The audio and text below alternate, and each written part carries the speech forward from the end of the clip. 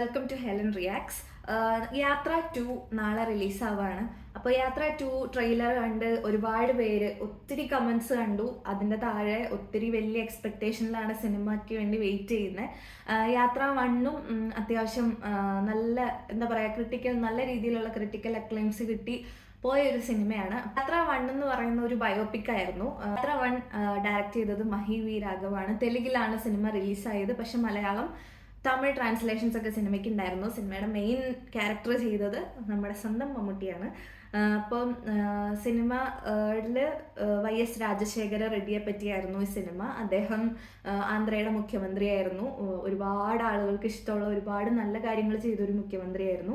അപ്പം അദ്ദേഹത്തിൻ്റെ ബയോപിക് ആയിരുന്നു സിനിമ. അപ്പോൾ ആളുകളുടെ പ്രശ്നങ്ങൾ കണ്ട് ആളുകൾക്ക് വേണ്ടി എന്താ ചെയ്യേണ്ടതെന്ന് നേരിട്ട് കണ്ട് എല്ലാവരുടെ പ്രശ്നങ്ങളും മനസ്സിലാക്കാൻ വേണ്ടി YS രാജശേഖര റെഡ്ഡി അദ്ദേഹത്തിൻ്റെ ജീവിതത്തിൽ ഒരു പദയാത്ര നടത്തിയിരുന്നു. അപ്പം സിനിമയിൽ സ്റ്റാർട്ടിങ്ങിൽ ഒരു ബൈ ഇലക്ഷനെ അനുബന്ധിച്ചാണ് സിനിമ തുടങ്ങുന്നത്. അങ്ങനെ പിന്നെ ഈ പദയാത്രയുടെ കാര്യങ്ങളിലേക്കാണ് സിനിമ പോകുന്നത്. മമ്മൂട്ടി വളരെ രസമായിട്ട് കൈകാര്യം ചെയ്ത ഒരു റോളായിരുന്നു. അതുപോലെ ഒത്തിരി നല്ല അക്ലൈംസ് കിട്ടിയ ഒരു റോളായിരുന്നു. അപ്പം ഈ സിനിമയുടെ കൊമേഴ്ഷ്യൽ സക്സസ് ആണോ എന്നുള്ള കാര്യത്തിന് എനിക്ക് സംശയമാണ്. ഈ സിനിമ കൊമേഴ്ഷ്യൽ സക്സസ് ആണോ അല്ലയോ എന്ന് അറിയാവുന്നവർ താഴെ കമൻറ്റ് ചെയ്യുക. കാരണം ഞാൻ അന്വേഷിച്ചപ്പോൾ എൻ്റെ ഒരു അന്വേഷണത്തിൽ ഈ സിനിമ കൊമേഴ്ഷ്യൽ സക്സസ് അല്ല എന്നാണ് എനിക്ക് അറിയാൻ കഴിഞ്ഞത്. സിനിമയെ പറ്റി ഭയങ്കര അപാര മേക്കിംഗ് ആയിരുന്നു. ഇതിൻ്റെ ബാക്ക്ഗ്രൗണ്ട് സ്കോർ ഒന്നും പറയാനില്ല, അടിപൊളിയായിരുന്നു.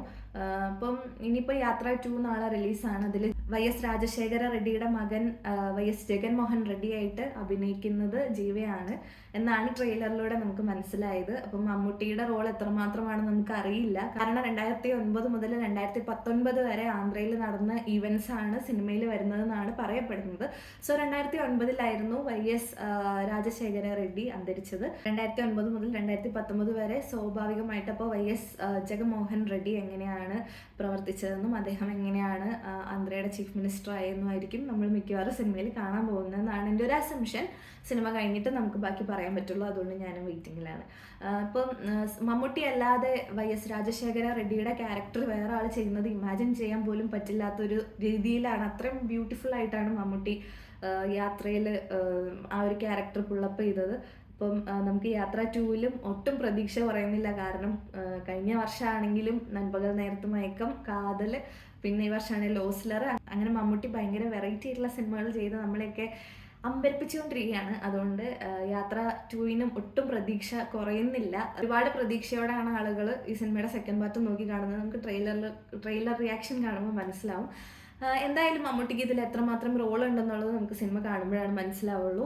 എങ്ങനെയാണ് എത്ര നമ്മുടെ ആ ഒരു ടൈം പീരീഡ് എത്രമാത്രം ഇമ്പോർട്ടൻസിലാണ് അത് പോർട്രേ ചെയ്യുന്നതെന്നുള്ള രീതിയിലായിരിക്കുമല്ലോ മമ്മൂട്ടിയുടെ റോൾ വരിക. അപ്പോൾ അത് എത്രത്തോളം നമുക്ക് സിനിമ കാണുമ്പോഴാണ് മനസ്സിലാവുള്ളൂ. യാത്ര 2 കാണാൻ എന്തായാലും ഞാനും വെയിറ്റിംഗ് ആണ്. എന്തായാലും എൻ്റെ വീഡിയോയുടെ താഴെ ഒരുപാട് നല്ല കമൻസ് വരുന്നുണ്ട്, ഒരുപാട് നല്ല മൂവി സജഷൻസ് വരുന്നുണ്ട്. അപ്പോൾ എനിക്ക് പറ്റുന്ന പോലെ എല്ലാം കണ്ട്, ഞാൻ കേൾക്കാത്ത ഒക്കെയാണ് സജഷൻസ് വരുന്നത്. അപ്പോൾ എല്ലാത്തിൻ്റെയും എല്ലാം എൻ്റെ സമയം പോലെ കണ്ട് എനിക്ക് പറ്റുന്ന പോലെ നല്ല റിവ്യൂസ് ഇടാൻ ഞാൻ ശ്രമിക്കുന്നതാണ്. എന്തായാലും നിങ്ങളുടെയൊക്കെ കമൻസിന് ഒരുപാട് താങ്ക്സ്. അപ്പോൾ താങ്ക് യു ഫോർ വാച്ചിങ്.